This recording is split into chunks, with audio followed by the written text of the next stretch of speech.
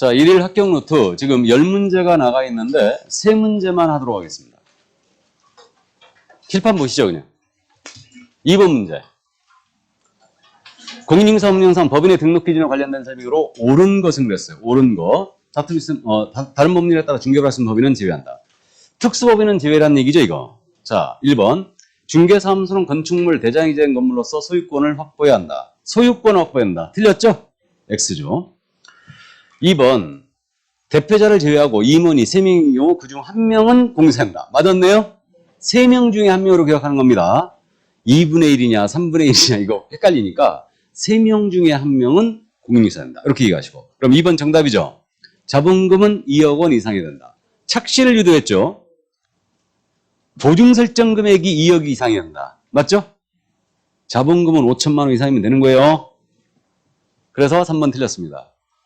이것도 하나 얘기 나왔으니까 잠깐 제가 아주 즐겨 쓰는 특강 지문에 있는 내용.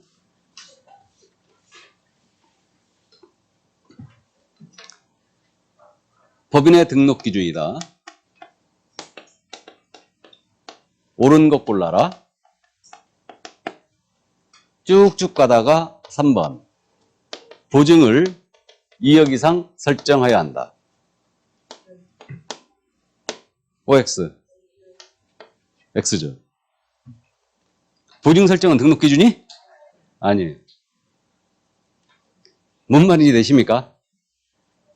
이거보다 난이도 높은 게 이거고 시험은 이 정도 수준이죠. 자본금 2억 이상입니다. 착시를 유도했죠. 그러니까 틀렸습니다.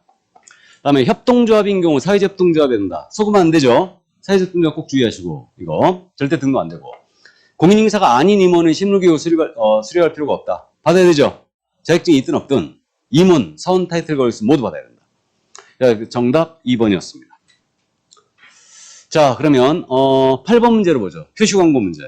출제가 확실시되고 있는 부분. 틀린 것은 그랬는데 개업공사가 아닌 자로서 중3에 대한 표시광고를 한 자를 신고한 경우는 포상금을 지급받을 수 있다. 이게 나는 계속 걸리거든요, 지금. 그러니까 여러분 다 계속 지금 얘기하고 있는데 아닌 자로서 표시광고 한 자가 포상금 대상이에요? 건당 50만 원. 그럼 맞고요. 중개대상물이 존재하지 않아서 실제로 거래할 수 없는 물건, 이거에 대한 표시광고하면 안 되죠. 이거 부당한 표시광고죠. 여기에 걸리면 제재 500과. 제재도 중요해요. 이거 존다과에는 500과죠. 부당한 표시광고. 야는 신고한 포상금 준다 안 준다? 안 준다. 근데 아닌 자는 포상금 주는데 1-1이에요. 구분되시죠? 헷갈려요? 헷갈릴만 하니까 출제가 잘 되죠. 그러니까 저도 집중적으로 이 부분을 여러분들 헷갈릴만 한 것들은 집중적으로 이제 주입을 하는 거예요. 계속. 이거. 그러니까 부당한 표시광고는 500과. 포상금 안 준다. 준다과에. 아닌 자는 1-1. 광고하다 걸렸다. 포상금 준다. 감 잡았죠? 그러니까 제재도 중요합니다.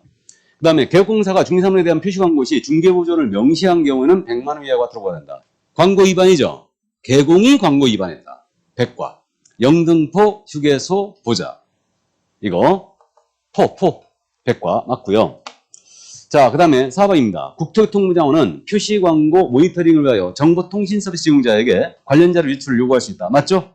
이거 제출 안 하면 500과 500만 원 과태료. 자, 그 다음에 마지막으로 모니터링을 위탁받은 기관은 수시 모니터링한 경우 그 결과 보고서를 1월 내에 국토부 장관에 제출한다. 수시는 1월이 아니고 15일이죠. 기본 모니터링은 30일. 그러니까 기본 모니터링은 3개월마다 하는, 분기마다 하는 거니까 30일. 수시 모니터링은 15일.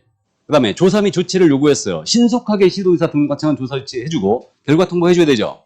며칠? 10일. 조사 조치 결과 통보는 10일이다. 그래서 정답 5번이었습니다. 자, 그럼 다음 문제 10번 문제로 갑니다. 결격사유 문제. 풀어쓰는 문제 유형으로 갔는데 시험은 주로 결격에 해당하는 자, 해당하지 않는 자를 골라 이렇게 됩니다. 그렇기 때문에 지금 요약집에서 해당하지 않는 자, 개인 회생기간 중에 있는 자, 피특정 후견인, 선고유예 받은 자, 이게 약방의 감초예요. 일단 자, 그럼 갑니다. 1번 미성년자는 공인중개사가 될 수 있으나 소속공무원 될 수 없다. 첫 번째부터 어려운 지문 나왔는데 공인중개사가 될 수 있다란 말은 시험을 볼 수 있다라고 이해하셔야 돼요. 그러나 얘는 결격이죠. 성년 될 때까지 기다리셔야 돼요. 그렇기 때문에 맞고요. 1번 정답이죠. 바로 정답이고. 자, 2번. 건축법을 위반해 징역 1년을 선고받는 자는 격격이 아니다. 자, 징역이라고 그랬죠. 징역, 금고, 집행유예는 법을 안 따진다. 얘는 4년 격격이죠, 지금. 1년 받았으니까. 격격이고요. 3번. 공사법 위반은 징역 2년에 집행유예 2년. 그럼 집행유예 4년. 여기 밑줄 긋고요. 선고받는 자는 6년이 격격이 아니다. 아니죠.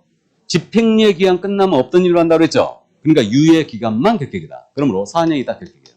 틀렸고. 4번. 기업공사가 파산 선고를 받아 등록 취소된 경우는 지금 파산 선고로 등록 취소가 돼버렸죠. 그러면 결격으로 등록 취소한 거예요. 결격으로. 그럼 이자는 3년간은 개설 등록은 물론 소공사도 될 수 없다. 3년이 아니죠. 복권될 때까지 등록은 물론이요. 소공사도 될 수 없다라고 나와야 돼요. 3년이 아니죠. 아주 어려운 지문이에요. 5번 지문. 법인의 업무정지 처분 당시의 임원이었던 자. 자, 업무정지 처분 당시라고 그랬죠.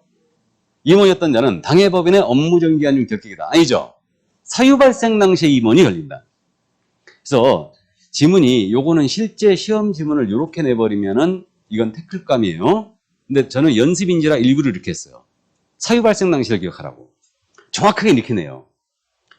법인이 업무정지 사유 발생 후 업무정지 처분 당시에 재직하였던 임원으로서 이렇게 나와야지. 그래야 정확하게 된 거죠. 뭔 말인지 아시죠? 그러니까 사유 발생 당시를 기억하라는 얘기예요. 그자가 결격이지. 그럼 정답 1번이었습니다. 자, 고생 많으셨고요. 저는 다음 시간에 건강한 모습으로 뵙겠습니다. 수고하셨습니다.